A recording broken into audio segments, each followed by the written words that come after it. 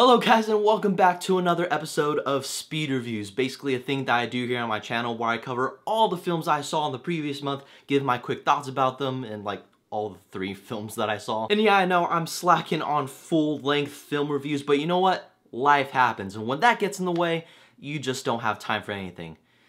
I just hate the adult life sometimes. But with that being said, the 3 films that I saw are Ghost in the Shell, Fate of the Furious, and Your Name. Yeah, I know, like a great person I am, talking about these small films that I saw, all 3. But you know what? Let's talk about Ghost in the Shell. Okay, so Ghost in the Shell is an anime adaptation directed by Rupert Sanders as it follows the story of the Major, or Motoko Kusanagi, and the basic premise is that she's a cyborg policewoman who slowly begins to question her existence and later discover her true humanity. If you were to come up to me and ask me, well, Ryan, what is your most anticipated film of March 2017? I know it sounds like a weird question, but I would easily say Ghost in the Shell. I know a lot of people's was Logan, but me being the lonely kid off in the corner, yeah, it's Ghost in the Shell. Turns out, I was quite surprised. Ghost in the Shell is not a very good movie.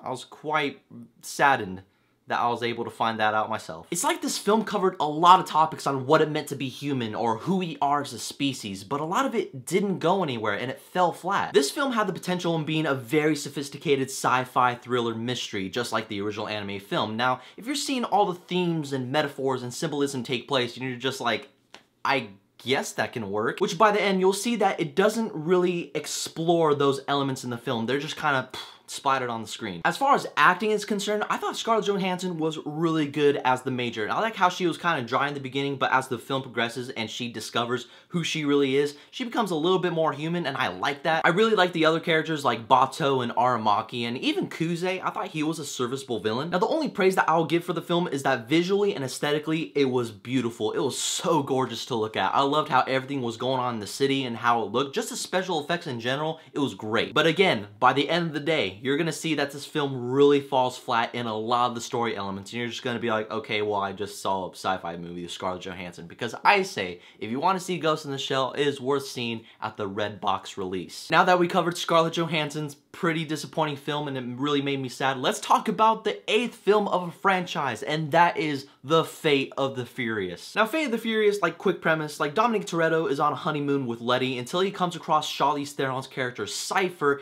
and in a nutshell basically threatens everything he has if he doesn't go work for her. Which makes Dom go against his team and go rogue, causing The Rock to flex his biceps for the millionth time and try to take down Dom.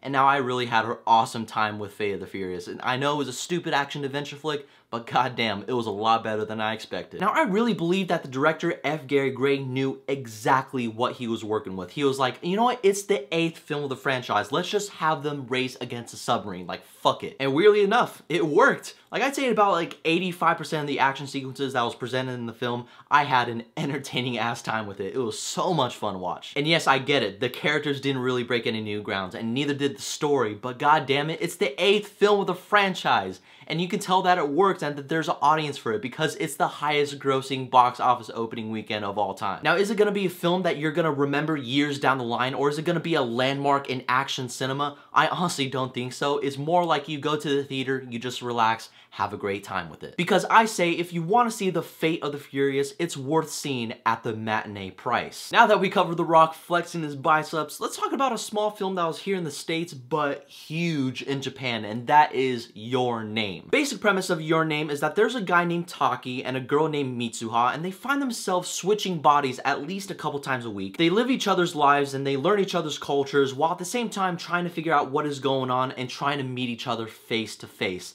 Now, Your Name is easily one of the best anime films that I have seen recently. It was so damn good. Your Name does something very unique with this story. Even though it is a love story at its surface, it really does deal with the sci-fi elements that I really don't want to spoil for you guys. Because this is a film that you really need to experience going in fresh. You need to know nothing about it. Even though I just kind of told you the premise and I kind of fucked up on that. I'm really sorry. The animation was gorgeous. The 2 main characters, along with the story, is very well written. It's a very different kind of anime film. There's really nothing like it right now. Because it's gonna be pretty tough to see any other animation try and top Your Name for me this year. Because for me, it was all around perfection. Because Your Name is absolutely, positively legendary. But yeah, guys, those are the films that I saw in April 2017. I know I'm pretty bad at that, but I promise next month is gonna be a lot better. Because I'm gonna go see Guardians of the Galaxy Volume 2 this Thursday, I'm gonna start off the month strong, and I'm also gonna see other films like The Void, Colossal, The Lost City of Z, and The Devil's Candy. I'm gonna have quite a bit on my plate. Oh shit, I almost forgot. Alien Covenant. I'm gonna check that out this month too. So